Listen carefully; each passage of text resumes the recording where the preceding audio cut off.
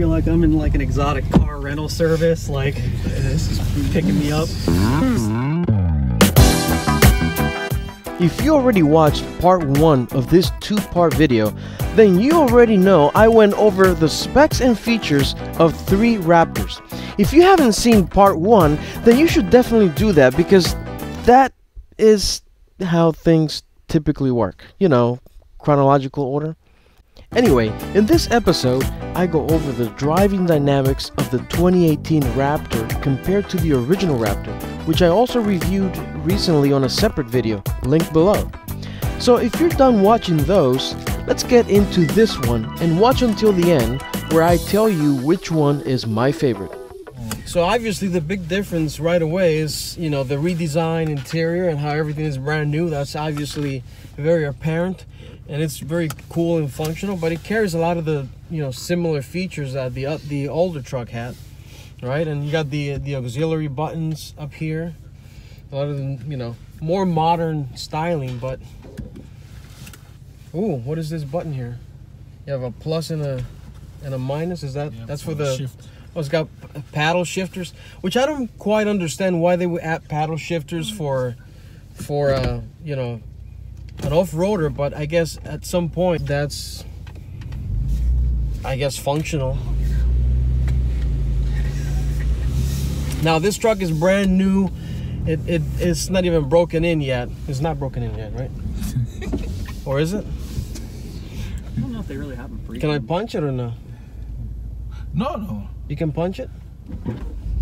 You sure? Yeah.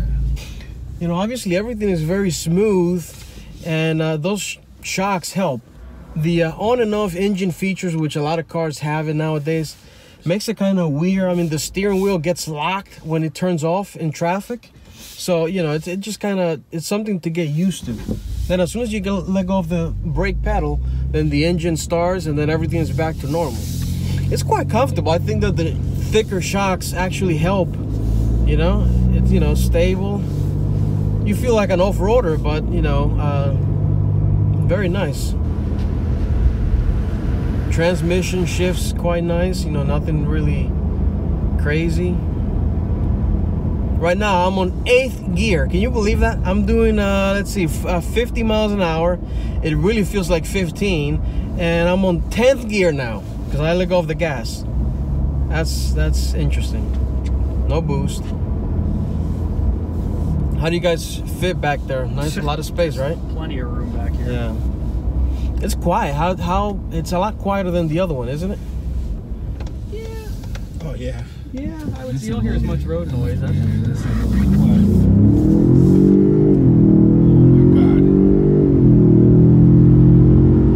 It's got some big go. The off-roading suspension just makes everything so smooth. Let's go through train tracks and see how it feels. Like nothing.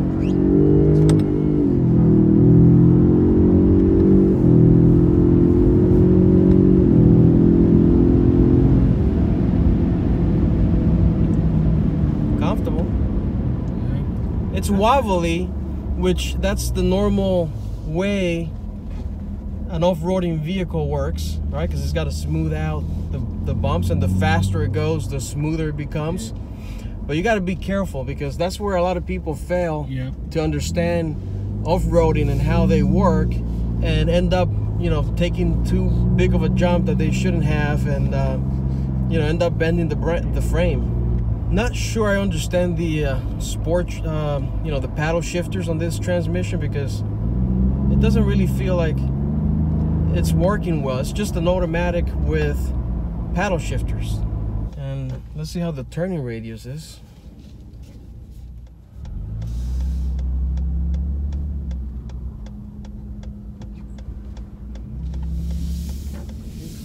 Not too bad for a big truck. Is it smaller than your truck, Ryan? Yeah, I think so.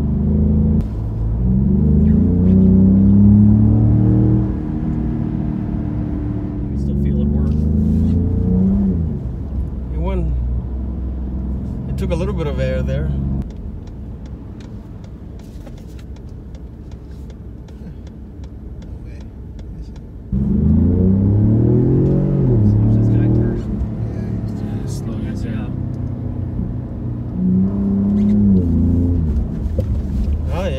nice jump, nice and smooth.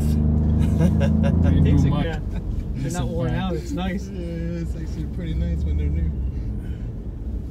You know what? It doesn't like creak or. I love the steering wheel too, because this one is got that sporty shape, you know, to Yeah. kind of, you can hold it behind here. Yeah. You know what? It's funny because even my wife's Kia, her Kia's got heated, cooled front seats. Woo! Yes. So now I'm gonna go back to regular mode, because just to see.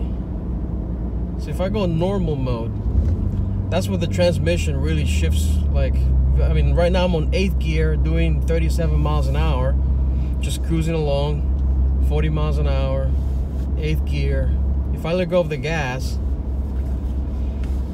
yeah, stay there. You know, but I'm pretty happy with all the upgrades that have been done to the truck. I don't feel that anything is really, you know, making it worse at this point.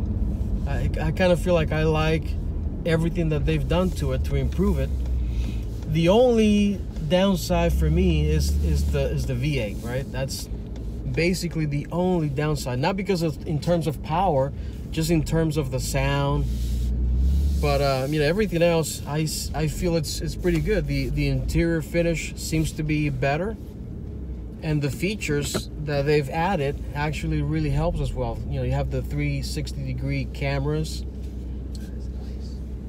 So yeah, overall, See, it split screens it. That's cool. Yep. yeah. Overall, all the features added and everything, the drive itself, it actually feels more comfortable than the older one. I think maybe it has to do with the thicker shocks. So pretty happy.